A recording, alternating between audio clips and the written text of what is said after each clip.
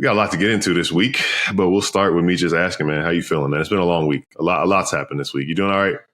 Yeah, I'm hanging in there, man. I mean, if we had recorded this on Tuesday, people might have actually heard real tears on the mic. But having the segue in the game in between on Wednesday, and then spirits a little bit higher. But I mean, you just never. We're gonna get right into it. You just never want to see that happen to a player like Jayson Tatum, especially when he happens to be your favorite player and a big reason why you tune in to watch all 82 games plus the playoffs every year. But I mean, they should have never been in that position in the first place. They put themselves in that position, and then obviously the injury only makes matters worse. So, here we are, and we'll keep pushing. Yeah, we're going to keep pushing, and obviously it might have required an NBA Soundsystem welfare check. I was texting you when it happened, basically checking to make sure you're all right. All my Celtics fans, friends that I know, because that was devastating, and we'll talk about that in a second. Obviously, as we record right now, the conference finals are halfway set. The Pacers and Timberwolves have punched their respective tickets tonight. The Thunder have a chance to advance to the conference finals for the first time in 2016. We'll spin back to what we talked about at first last week. We were talking about the Celtics being down a 2-0 series hole to the Knicks. They responded in Game 3. Game 4 got away from them, but then Game 4 didn't matter anymore. Jayson Tatum suffered a ruptured Achilles tendon down the stretch, and knowing how tough of a player he is, not even someone who's a big fan of the Celtics or a big fan of, him specifically. I'm a big fan of him because of what he means to the game. But to see him down and the way he grabbed at his leg, he knew right away. We knew right away. And we obviously hoped for the best, but it really all of our hearts sank. I was so gutted for him. He was able to undergo successful surgery within 12 hours of the injury, basically, which is huge for him. I read that could be big for him on the comeback trail. But as you said, man, you hate to see that with any player. We saw it earlier in the postseason with Dame, and he had just this defeated look, and it was sad in a different way because, Dame is about to be 35, and he's done so much, has so many ups and downs in his career.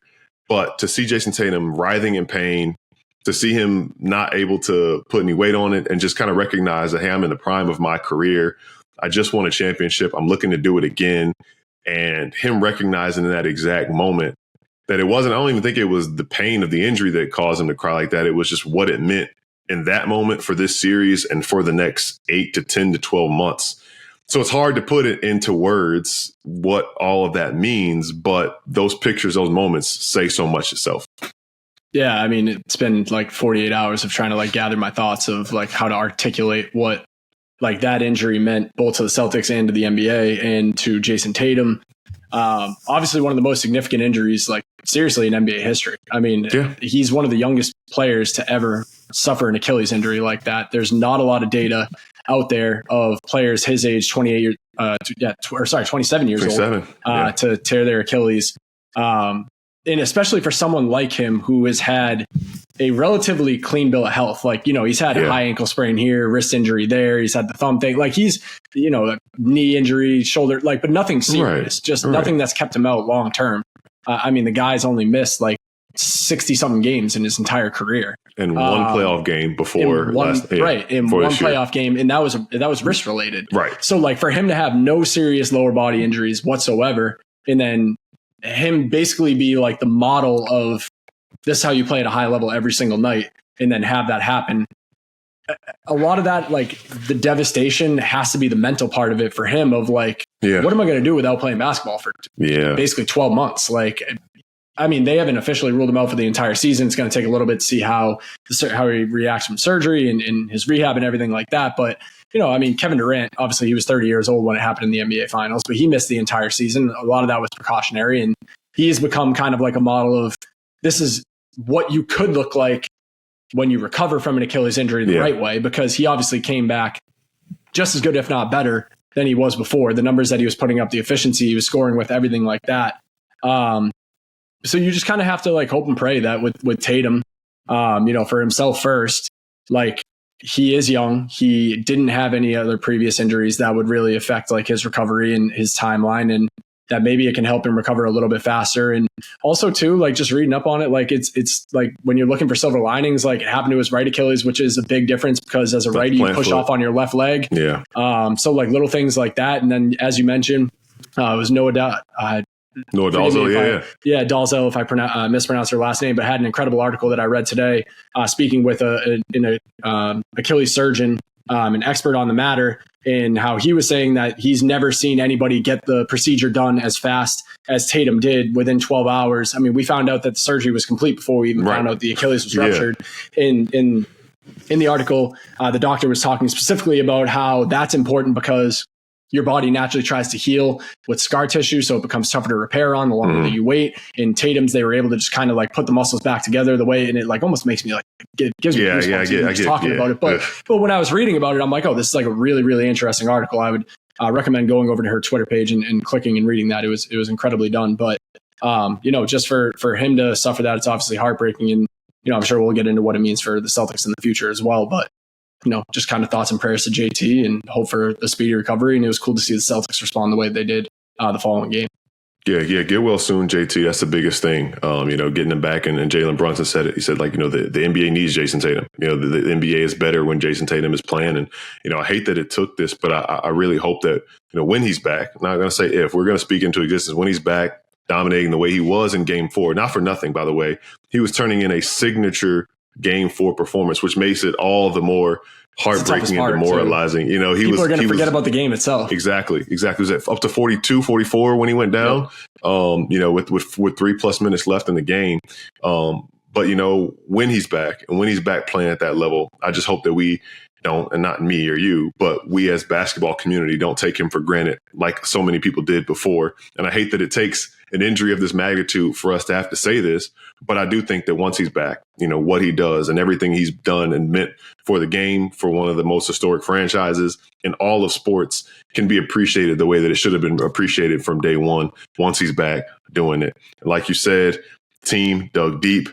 Game 5, they forced a Game 6, send the series back to New York. By the time you hear this, they'll either be gearing up for it or maybe gearing up for a Game 7 back at TD Garden. But the list of people who stepped up, from Derek White to Jaylen Brown to Luke Cornett to Peyton Pritchard, that is the MO, the mantra of this Celtics team and who they really are. Obviously, you hate that again, these circumstances are terrible, but to extend that series the way they did could lead you to believe, and I say this understanding that the series could be over, eventually it's almost at the end, but it instills some type of confidence in rallying behind their guy after what happened. Yeah, absolutely. And I think that that's where, frustrating is the word that I'm going to use over the discourse that, I had seen on Jayson Tatum, the 48 hours in between the, Achilles tear and, them playing in that game 5. But, I guess to start, it's frustrating that it does take a major injury for a player as good as him to be appreciated. It really did. It wasn't until he got hurt that people were like, oh, damn, man. You hear, like you said, with Jalen Brunson, it's like the NBA needs Jayson Tatum. And you don't really see the discourse of other people talking like that until the injury happens. And I understand that's just the nature of the internet. And that's just how it works. But then to go from that to Tatum constantly being talked about he's this insignificant player that the Celtics could do with or without him, and then that to happen, and then the conversation to shift to oh well, now Tatum's out, the Celtics have to blow it up and have a tank year next year because he's not going to be available and can't play, and then for them to go out and play the way that they did yesterday, again, for someone who watches all 82 games every year in the playoffs, there was a level of satisfaction in the sense of okay, this was a good response. And like you said, by the time that people hear this, the series could already be over and they could have already lost at MSG. And, however that loss happens, it is what it is.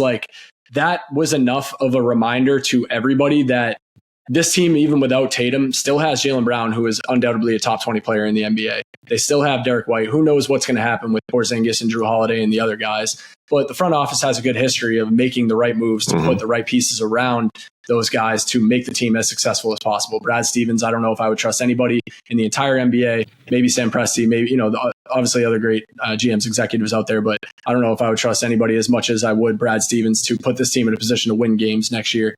And that Game 5 served as a reminder that Jaylen Brown, when he needs to be, can be that guy. That Derek White is a great complementary piece. That Peyton Pritchard is someone that can step up and score.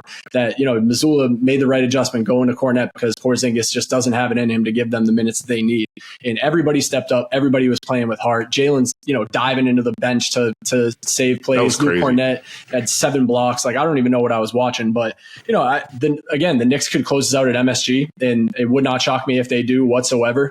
And they've played a hell of a series, and I have a ton of respect for that team and just like how high of a level that Brunson has played at, and Mikal Bridges has been clutch down the stretch, and Cat has been a monster, and different guys have stepped up. But it was a interesting reminder of like Tatum is one of the best players in the NBA, but this is still one of the best teams in the NBA even without him. And that kind of like brings me to, this is going to be like a little bit of an off topic, but like I saw like an interesting proposal on Twitter yesterday, not trade proposal, just like kind of a prompt in general. If we were to assume that Giannis Antetokounmpo gets traded to the Western Conference, who is the best player in the Eastern Conference next year?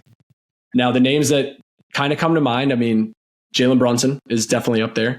Mm-hmm. Donovan Mitchell is definitely up there. Tyrese Halliburton, after the playoffs that he's having, is definitely up there. But my point being that like you could put Jaylen Brown in a conversation with any of those guys. Reasonably, you could put Jaylen Brown in a conversation with any of those guys. And that's saying that they would potentially still have a top 5 player in their conference on their team. I don't think this team's going anywhere, and I don't think it's like a blow it up tank situation the way that people were making it out to be in the 24 hours after that injury happened.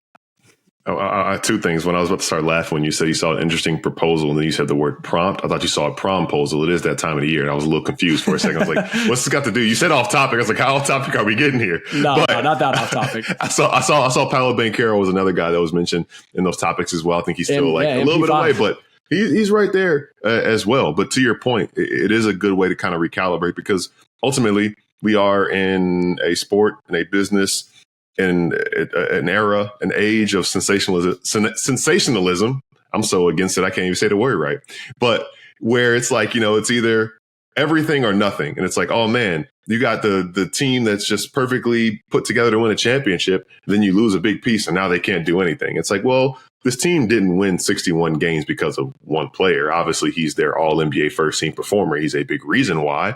But again, they didn't win 61 games by accident. And I'm not trying to make the 1-for-1 player comparison. That's not what I'm doing here. He does wear his sneakers. But think back to when Michael Jordan was out for a year and a half and the Bulls won 54 games. I mean, the Scottie Pippen guy was pretty good too. Jaylen Brown reminded us, right? Like, he's pretty good. Like, he went out there, bigger role, 12 dimes, 8 boards, almost had a triple-double in that game and stepped up. And honestly, again, another underappreciated guy, because it didn't even really get talked about that much because of how the out-of-body experiences that Luke Cornet had and Peyton Pritchard and Derek White had. So, again, I'm with you right there on that. And Jaylen Brown's an opportunity because he's gotten so much flack for the contract he signed. Listen, if you put $300 million in front of me, I'm not saying, hey, well, I need to work on my left hand. Now, I might sign it with my left hand, honestly. So, you know what I'm saying? Sure, he did. You know what I mean? I'm sure he might have signed it with his left hand. So a big shout out there. Thanks for checking out NBA Sound System Canada on YouTube. If you haven't already, make sure to subscribe below.